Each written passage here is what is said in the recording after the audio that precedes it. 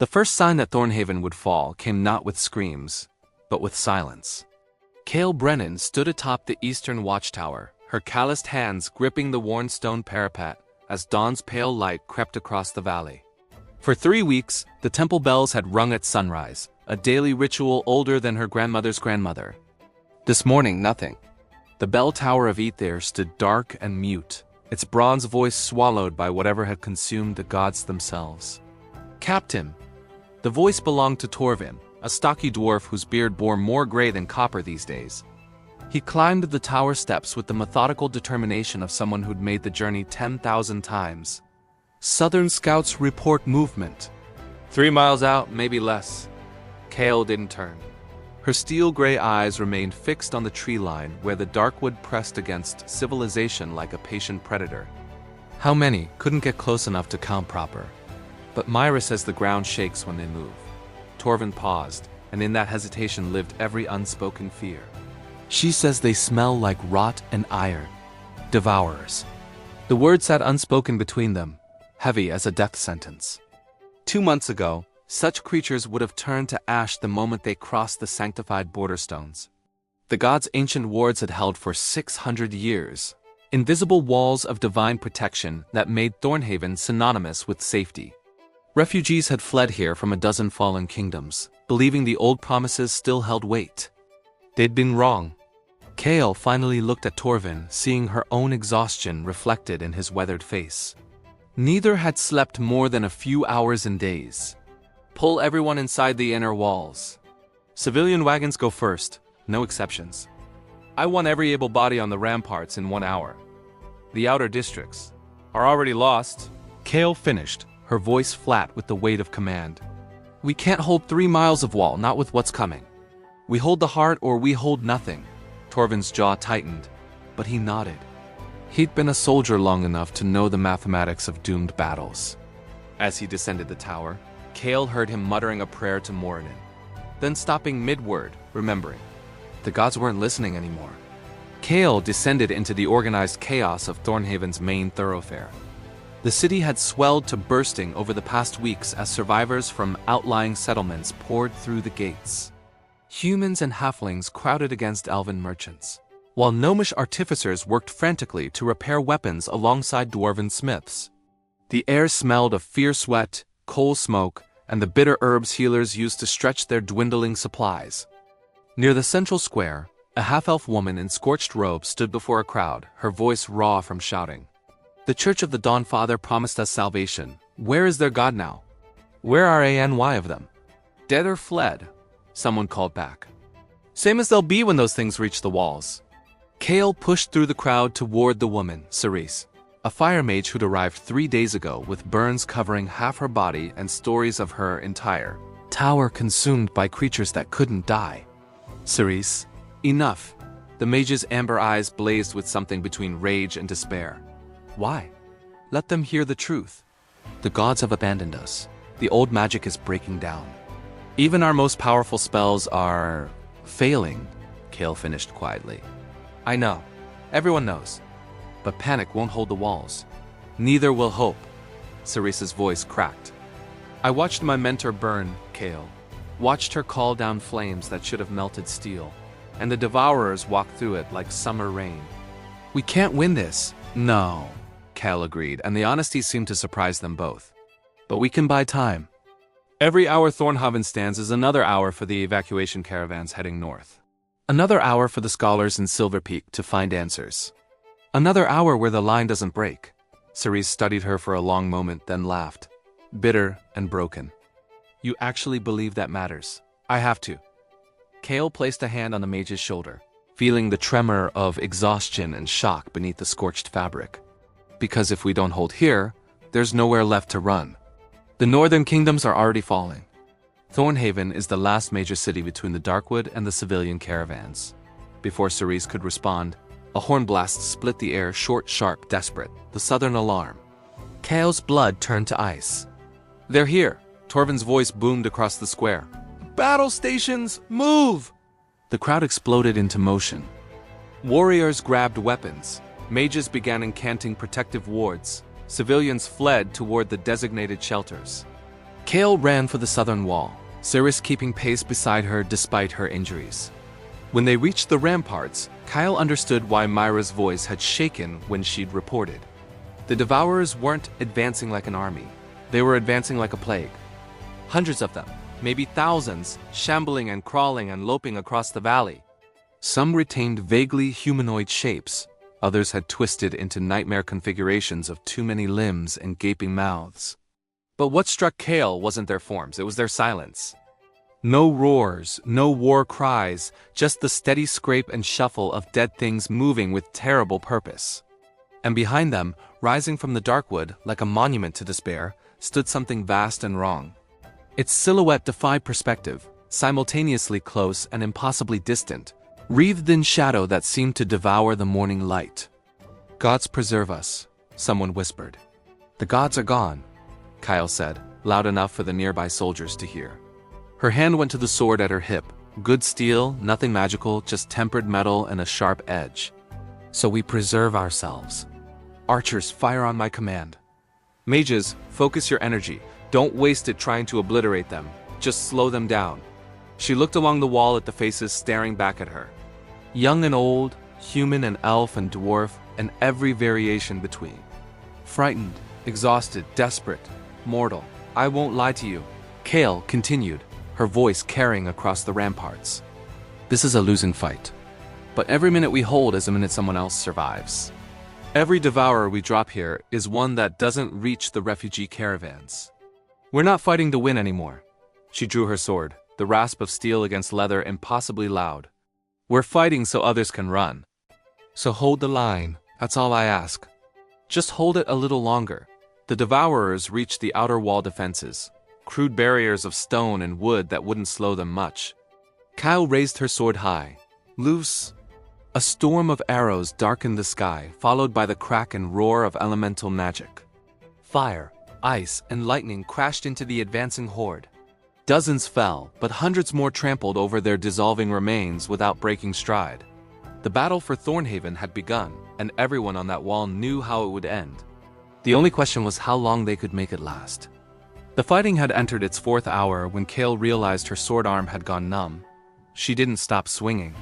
The Devourers had breached the outer wall within the first hour, a collapse of stone and screaming that killed 17 defenders in a single moment. Now they pressed against the inner fortifications, a tide of corruption that tested every inch of Thornhaven's defenses. The air reeked of decay and burnt flesh, punctuated by the sharp ozone smell of exhausted magic. Kael stood shoulder to shoulder with Torvin on the eastern gate platform, her blade rising and falling in the mechanical rhythm of someone who'd stopped thinking and started surviving. Each strike found flesh, or what passed for it in these twisted forms. Black ichor sprayed across her armor, sizzling where it touched exposed skin. Beside her, Torvin fought with the methodical brutality of a dwarf who'd spent 2 centuries learning exactly where to put an axe. "Getting tired yet, Captain?" He grunted, splitting a Devourer's skull with practiced efficiency. 4 hours ago, Kael gasped back, ducking a grasping claw and severing it at what might have been a wrist. "You? 3 years ago." Torvin actually laughed, sharp and half-mad. "Been tired since the temples went dark." Above them, Ceres and the other remaining mages unleashed another barrage. The spells were weaker now, flickering flames and half-formed ice shards instead of the devastating assault that had characterized the battle's opening. Magical exhaustion was setting in and everyone felt it. The absence of divine magic to bolster and restore made every spell cost more, burn deeper. "We can't maintain this!" Cherise shouted down, her voice ragged. "I've got maybe 3 more casts before I collapse. Then make them count." Kael called back. She knew what the mage wasn't saying, that her mentor had died still trying to cast, pushing beyond all limits until her body simply gave out. It was happening across the realm. Mages accustomed to divine safety nets were learning the brutal truth. Without the god's protection, magic could kill its wielder just as easily as its target. A horn blast from the western wall made Kael's stomach drop. The signal for a critical breach. "Torvin, take command here."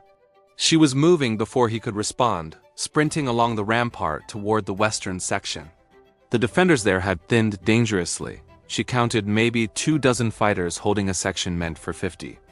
At the center of the chaos stood a young human woman in battered plate armor, her longsword blazing with residual holy light, one of the few paladins whose oaths still held power. Kael had seen her around the barracks, always training, always preparing. Lyra, or maybe Lyra, young enough that this was probably her first real battle.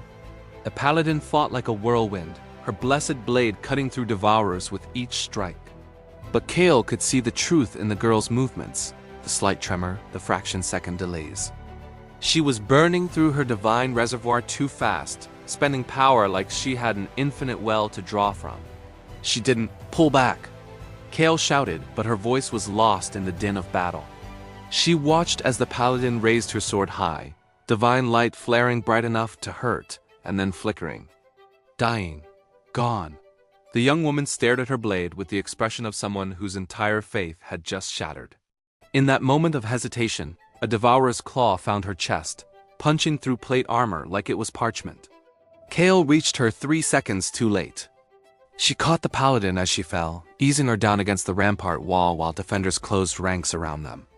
I don't understand, the girl gasped, blood bubbling at her lips.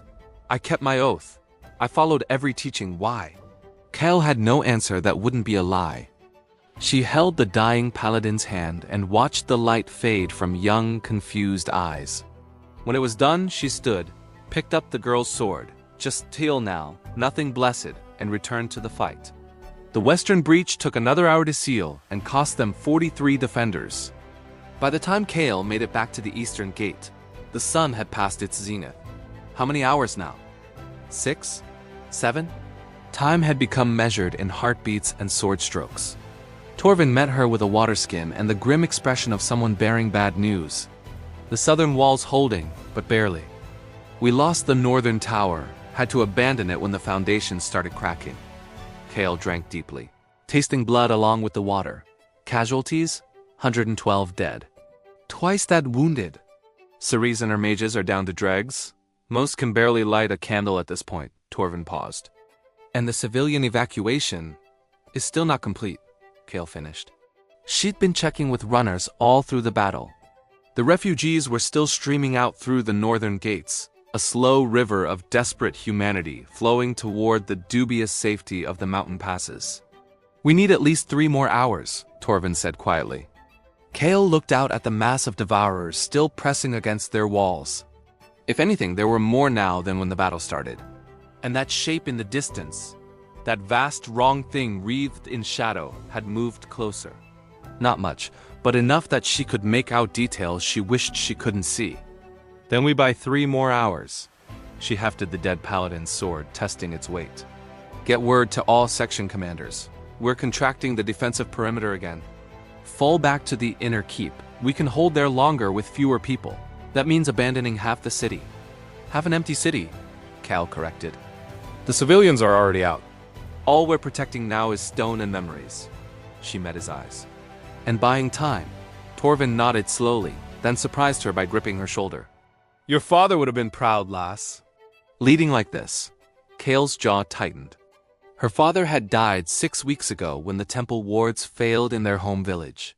He'd been the one who taught her to hold a sword, to lead from the front, to understand that sometimes the only victory available was delaying defeat. She wondered if he'd known, at the end, that it would come to this. The retreat to the inner keep was controlled chaos. Defenders abandoned the outer walls section by section, falling back in fighting withdrawal while Ceres and the exhausted mages provided cover. Buildings that had stood for centuries were left empty, their doors hanging open like accusatory mouths. By the time the last defenders sealed the inner keep's gates, the sun was touching the western horizon. They bought maybe 90 more minutes. Kael stood in the keep's great hall, addressing the remnant of Thornhaven's defenders. Maybe 300 people, most injured, all exhausted beyond measure. She saw humans and elves, dwarves and halflings, even a pair of dragonborn mercenaries who'd stayed when they could have fled. The evacuation caravans have cleared the northern valley, she announced, and felt the ripple of relief pass through the crowd. Everyone who was getting out is out. We did what we came to do. So what now? Someone called, we just wait here to die? No, Kael said firmly. Now we decide if we keep holding this line or if we follow the caravans north while we still can. She looked around the hall, meeting as many eyes as possible. I'm not ordering anyone to stay. You've all bled enough. If you want to run, run now. No judgment, no shame. You've earned that choice. Silence filled the hall. Then Torvin barked a laugh. Run?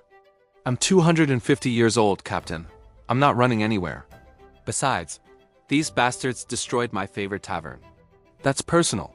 Scattered chuckles rippled through the defenders. One by one they straightened. Weapons were checked, armor adjusted, wounds ignored. Cerise stepped forward, her burned face set with determination. I've got maybe one more spell in me. Might as well make it count here. I rumbled one of the Dragonborn. We hold. Kael felt something catch in her throat. She'd expected maybe a dozen to stay. But looking around the hall, she realized they were all staying. Every single one. Not because they thought they could win, because someone needed to slow the darkness down. Then we make our stand here, Kael said quietly. And we make it hurt. The Devourers reached the keep walls as true night fell, and the real dying began. The thing that broke down the keep's northern gate wasn't a Devourer. It was something older. Kael saw it in the moment before the massive bronze-banded doors exploded inward. A flash of scales and fire, of wings that seemed to fold through angles that shouldn't exist. For one impossible instant she thought, dragon? Then it crashed through into the courtyard, and she understood how wrong she'd been. It had been a dragon once. Now it was a monument to everything that happened when divine bindings failed. Its brass scales had tarnished to a sickly green, and black corruption leaked from wounds that should have killed it centuries ago. One wing was nothing but skeletal membrane, while its eyes blazed with an intelligence far more terrible than the mindless Devourers. Ancient thrall, Cerise breathed beside Kael, her voice hollow with horror. The gods imprisoned these at the world's founding. If the bindings are failing, the dragon thing's roar cut her off. It wasn't a sound any living throat should make. Part shriek, part death rattle, all rage. Everyone back! Kael shouted, but the dragon was already moving. It moved with the terrible grace of a predator that had forgotten nothing about killing. Its tail swept through a group of defenders like they were wheat, sending bodies flying. Claws the size of short swords rent stone and flesh with equal ease. Torvin charged it anyway because he was Torvin and subtlety had never been his strength. His axe bit deep into the dragon's foreleg and stuck fast. The creature's blood was like tar, thick and black and somehow adhesive. Before the dwarf could wrench his weapon free, massive jaws snapped down. No! Kael was running, sword raised, knowing she was too late. The dragon's head exploded in a lance of pure white fire. Kael spun to see Cerise, her hands still raised, smoke rising from her fingertips. The mage was shaking, blood trickling from her nose and ears. Told you. I had one more... She collapsed. But the dragon wasn't dead. Its body thrashed wildly, the headless neck spraying corruption across the courtyard. Devourers were pouring through the shattered gate now, climbing over their ancient master's dying form. This was it, the end. They'd held as long as they could. Kael pulled Torvin to his feet. The dwarf was bruised and bleeding, but miraculously whole. Around them, the remaining defenders formed a circle, backs together, weapons ready for the final stand. Then the air cracked. It was the only word Kael had for it. Reality itself seemed to fracture, just for an instant, and through that fracture came light. Not divine light. She'd felt that before, warm and golden and infinite. This was something else, cold, clinical, impossibly precise, like starlight given form and purpose. A figure materialized in the center of the courtyard, and Kael's breath caught. He was tall, rail-thin, with skin so pale it was almost translucent. Silver hair fell to his shoulders in elaborate braids woven with glowing runes. His robes shifted between colors that had no names, and his eyes, his eyes, were completely black, like windows into the space between stars. An elf, Kael realized, but like no elf she'd ever seen. Fascinating, the stranger said, his voice carrying effortlessly over the sounds of battle. The degradation has progressed even faster than I calculated. He turned those alien eyes on Kael. You're the commander? How many hours have you held this position? Kael stared at him, sword still raised, brain struggling to process this impossible interruption. Who the hell are you? Irrelevant. Answer the question. 12 hours, she snapped back. Give or take. Why does acceptable? The stranger raised one hand, and the air around him began to fold. Kael had seen battle magic before. She'd watched Ceres call down infernos and other mages freeze enemies solid. But what this stranger did wasn't magic as she understood it. It was mathematics given will, geometry weaponized beyond mortal comprehension. The Devourers simply stopped. Not frozen, not destroyed. Stopped. As if someone had paused the world like a cosmic clockwork. This will hold for approximately 17 minutes, the stranger announced. I suggest you use that time to reach the northern pass. The evacuation route should still be clear. What about you? Thornhaven demanded. What about all this? The stranger tilted his head with an expression that might have been curiosity, or might have been utterly alien thought processes wearing curiosity's mask. I am conducting an experiment. The hypothesis: can mortal determination substitute for divine intervention in maintaining causal stability? Your performance suggests a qualified affirmative. He paused. You may call me Asterion, if you require nomenclature. I am what your cultures once termed an astral sage, before such beings became inconvenient to remember. Kael's mind raced.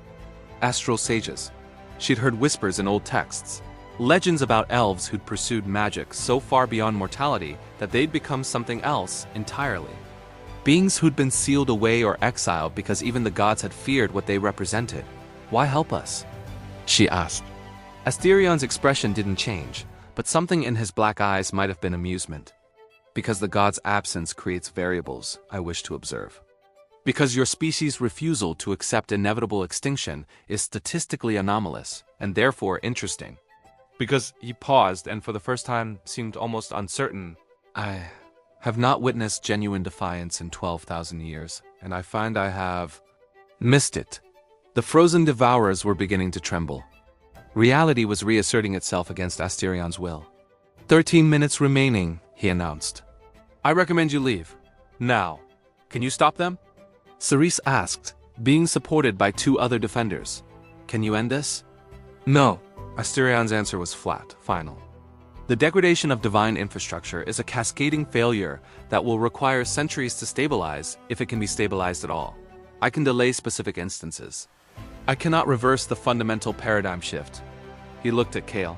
But you already knew this battle was unwinnable. You fought anyway. That is what I find remarkable. Kael made her decision in an instant. Everyone out. Northern gate now. Move! The defenders didn't need to be told twice. They ran, carrying their wounded, leaving behind a city they'd bled to defend for half a day. As Kael reached the gate, she looked back one last time. Asterion stood alone in the courtyard, surrounded by frozen nightmares, his robes billowing in a wind that existed in dimensions she couldn't perceive. Will we see you again? She called. Those black eyes found hers across the distance. If you continue to survive despite probabilities suggesting otherwise? Perhaps. I do enjoy tracking improbable outcomes. That's not an answer. It is the only answer I have. The frozen Devourers shattered their temporal prison. And Asterion's form began to blur and shift, mathematics made manifest against an ocean of corruption. Kael turned and ran. They caught up with the civilian caravans 3 hours later, a ragged column of exhausted soldiers joining an even more exhausted stream of refugees. The northern mountains loomed ahead, promising temporary safety in their hidden valleys. Thornhaven walked beside Kael in companionable silence for several minutes before finally speaking. So, Astral Sage, that's new. That's horrifying, Kael corrected. That kind of power, that kind of knowledge, and the gods still sealed them away. What does that tell you? That the gods were afraid, Ceres interjected, limping along on the other side. Of things that thought too much, asked too many questions, pursued understanding beyond faith. She laughed bitterly. Maybe that's why the gods are gone. Maybe they couldn't handle the questions anymore. Kael considered this as they walked. Behind them, smoke rose from Thornhaven's distant pyre. Ahead, the mountains offered only temporary reprieve. There would be more battles. More last stands, more desperate hours bought with mortal blood. But something had changed in that courtyard. Something Asterion had said, buried in all that clinical observation. Your refusal to accept inevitable extinction is statistically anomalous. Maybe that was enough. Maybe the fact that they kept fighting despite knowing the odds, kept standing despite losing their divine shields, meant something. Maybe the answer to fallen gods wasn't finding new ones. Maybe it was learning to stand without them. Captain, one of her scouts called back. Silver Peak sends word. They've made contact with other survivor groups, talking about forming a coalition. They want to know if Thornhaven's defenders are interested. Kael felt the weight of every eye turned toward her. These people who'd held an impossible line for 12 hours, who'd chosen to stay when running, was the rational choice. She thought about Asterian's experiment, about mortal determination substituting for divine intervention, about what happened when the gods fell and mortals refused to follow. Tell Silver Peak yes, she said. And tell them we're bringing experience and how to buy time. Because that's what we do now. Torvin grunted approval. Cerise managed a tired smile. Behind them, the world burned. Ahead, the line waited to be held. And they would hold it. For another hour. Another day. For as long as it took. The Coalition of Last Light. That's what they called themselves. With the grim humor of people who'd stopped pretending things weren't desperate. 3 months after Thornhaven fell, Kael stood in a war room carved into Silver Peak's mountain heart, surrounded by maps that showed a world hemorrhaging civilization. Red markers indicated fallen cities. Blue showed active defensive positions. The red vastly outnumbered the blue. Ironhearth lasted 6 days, reported a grizzled human general named Marcus, pointing to a freshly placed red marker.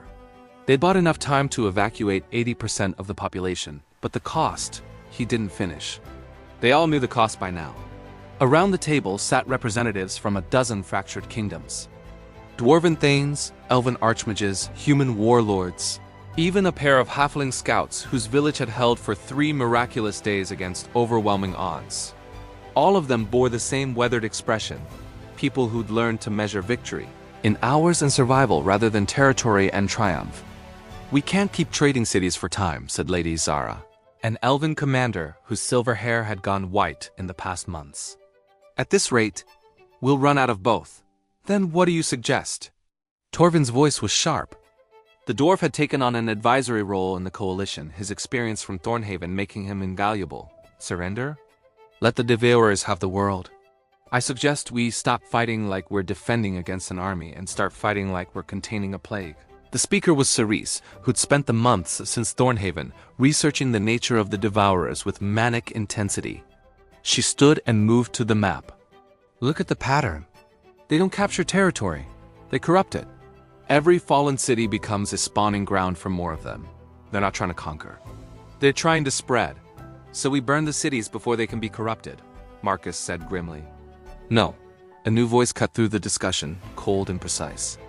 You establish quarantine perimeters and cauterize the infection vectors. Every head turned toward the corner where Asterion stood, his presence still unsettling, despite this being his 3rd appearance at coalition meetings. The astral sage had become something between an ally and an observatory presence, helping when it suited his mysterious purposes, watching with those black eyes when it didn't. Explain, Kael said. In the months since Thornhaven, she'd become the coalition's de facto leader, not through politics, but through the simple fact that people trusted her judgment. Trust was currency these days. Asterion waved his hand and the map transformed. Glowing lines appeared, connecting the fallen cities in patterns that hadn't been visible before. The Devourers follow propagation vectors based on residual divine energy. Temples, holy sites, places where the god's presence was strongest. These are their priority targets. They consume the remaining sacred infrastructure first. Because they're hunting what's left of the gods? Isara asked. Because they're hunting what the gods left behind. Asterion's expression was unreadable. The divine bindings that held reality together for millennia are degrading. The Devourers are byproducts, consequences of a cosmic immune system attacking a phantom infection. The room fell silent as the implications sank in. You're saying they'll keep coming until every trace of divine presence is gone? Cerise's voice was hollow. Correct. However, Asterion brought up another pattern, this one showing blue markers in deliberate configurations.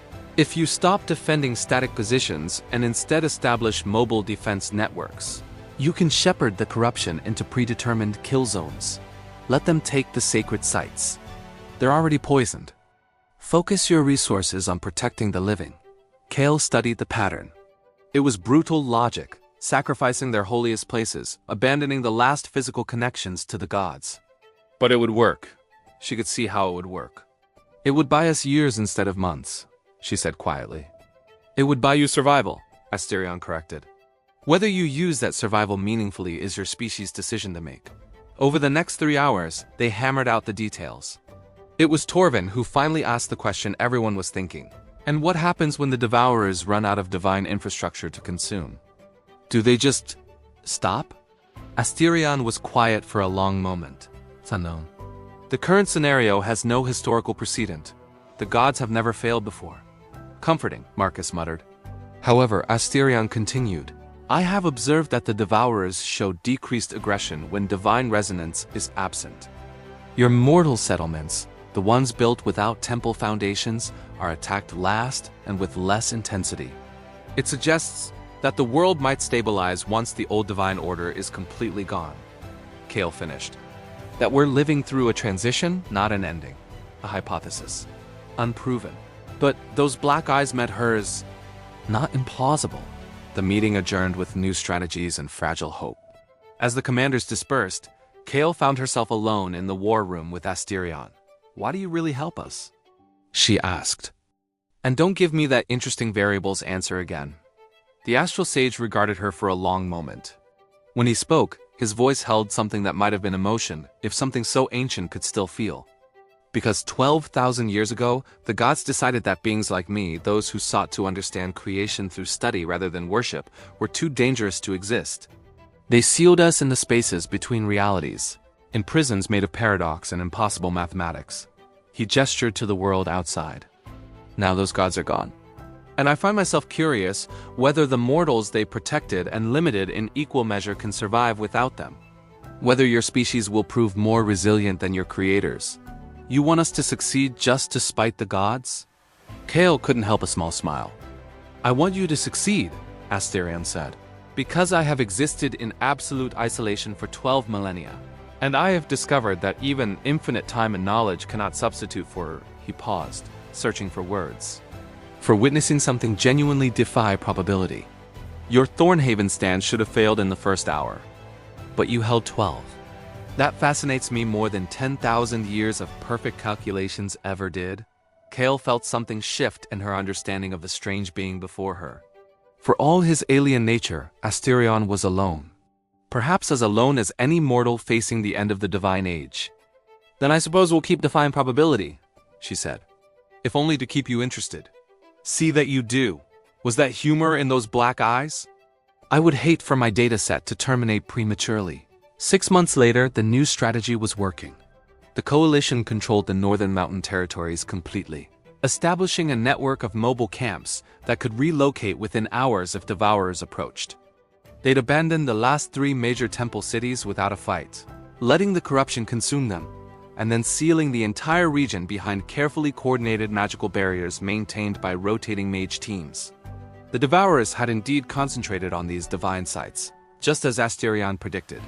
Casualties had dropped by 70%. Civilian evacuations were almost complete. The world was smaller now, yes, but the parts that remained were stable, growing even. Kael stood on a mountain overlook, watching the sun set over what remained of civilization. Behind her, a new settlement was taking shape, not built on ancient temple foundations, but on mortal determination and practical engineering. No blessings woven into the stones, no divine wards. Just good construction and people willing to defend it. Captain. A runner approached, young and eager. One of the refugees from Thornhaven who'd taken up arms in the months since. Scout reports from the eastern perimeter. The Devourer activity is declining. They're estimating 40% reduction in the past week alone. Kael nodded. The reports had been consistent for a month now. As the divine infrastructure was consumed, the Devourers were becoming less aggressive, less numerous. Asterion's hypothesis was holding, and the other thing, she asked? The runner grinned. Birth rates in the settlements are up. People are having children again, Captain. They're planning for futures that more than any military victory made something loosen in Kael's chest. People having children meant people believed there would be a tomorrow worth living in. Torvin found her an hour later, as the stars emerged overhead, stars that seemed brighter somehow, now that no divine light competed with them. Lady Azara wants to know if you're interested in that general's commission, the dwarf said, settling beside her on the overlook. Official commander of coalition forces, fancy title, probably a lot of paperwork. What did you tell her? That you'd rather eat your own sword. Torvin paused. Was I wrong? Kael laughed, the first genuine laugh in months. No, but tell her I'll take a captain's role coordinating mobile defense. Someone needs to train the new recruits how to hold a line. That you do, lass. That you do. Torvin was quiet for a moment. Your father would have been proud, you know, of all of this. Building something new instead of just mourning what's lost. I hope so. Kael looked out at the settlement, at the lights beginning to glow in windows. Sometimes I wonder if we're doing this right. If there's a right way to rebuild when everything you knew is gone. There isn't, Torvin said simply. But you're doing it anyway. That's what matters. Later that night, Kael stood in the coalition's central hall, addressing a group of new recruits, young people from a dozen different settlements, all volunteering to join the defensive forces. I won't lie to you, she told them. The world isn't safe. It may never be safe again, not the way it was before. There are still Devourers out there. Still threats we don't fully understand. And we have no gods to protect us anymore. She let that sink in, saw the fear and uncertainty in young faces. But she continued, her voice strengthening. We've learned something in these past months. We've learned that we don't need divine protection to survive. We need each other. We need people willing to hold the line when it looks like it can't be held. We need people willing to buy time for others to evacuate. We need people willing to stand up and say, not here, not today, not while I'm breathing. She drew her sword. The same blade she'd carried at Thornhaven, nicked and worn but still sharp. At Thornhaven, we held for 12 hours. We were outnumbered, outmatched, and fighting a battle we knew we'd lose. But every hour we held was an hour that saved lives. Every minute was a minute the darkness didn't advance. That's what we do now. That's what it means to be coalition. She looked at each recruit in turn. We don't fight to win anymore. We fight to buy time, to protect, to ensure that somewhere, someone has a chance to build something better. And maybe, if we're lucky and stubborn enough, we'll buy enough time to build it ourselves. The recruits stood straighter. Kael saw it in their eyes, not blind courage, but informed determination. They knew what they were signing up for. They were doing it anyway. Welcome to the Coalition of Lost Light, she said. Now let's teach you how to hold a line. The night before Kael was to lead her first major coordinated defense using the new tactics. Asterion appeared in her quarters, materializing from nowhere as was his habit. You've become quite effective at leadership, he observed. The statistical models show a 78% increase in coalition survival rates since you took command. Is that why you're here, to share statistics? Kael didn't look up from the map she was studying. No, I came to inform you that the Devourer degradation is accelerating. At current rates, they will be reduced to manageable numbers within 18 months. The divine infrastructure will be completely consumed within 2 years. Kael did look up at that. And then what? And then you will have a world with no divine presence. No gods, no sacred magic, no guaranteed cosmic order. You will have only what you can build and defend yourselves. That sounds terrifying. That sounds like freedom. Asterion tilted his head in that alien way of his. For 12,000 years, I existed in a cage the gods built because they feared what I represented. Now they're gone, and beings like me can walk free. But more importantly, beings like you can decide what comes next. No divine mandates, no sacred destiny. Just choices. Kael considered this. Is that what you've been doing? Testing to see if mortals can handle that kind of freedom? Yes, and you're succeeding admirably. He turned to leave, then paused. Thornhaven bought 12 hours. You've bought nearly a year. I wonder what you'll buy next. A future, Kael said firmly. For all of us, then I shall continue observing.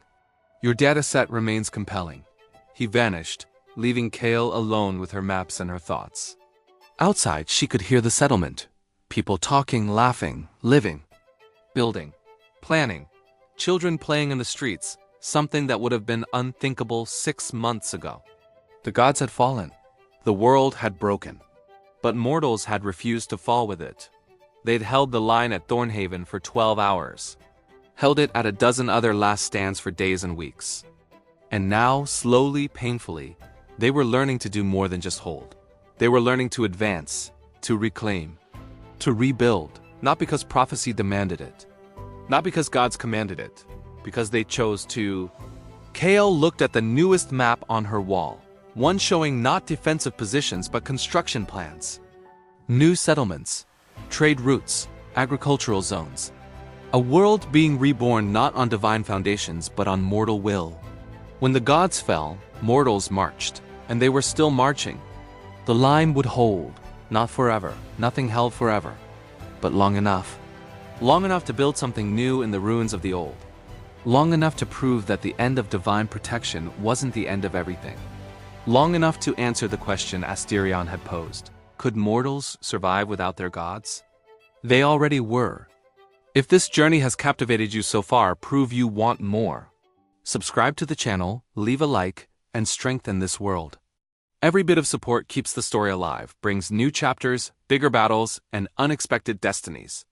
Your choice decides whether the next adventure begins now or remains dormant forever.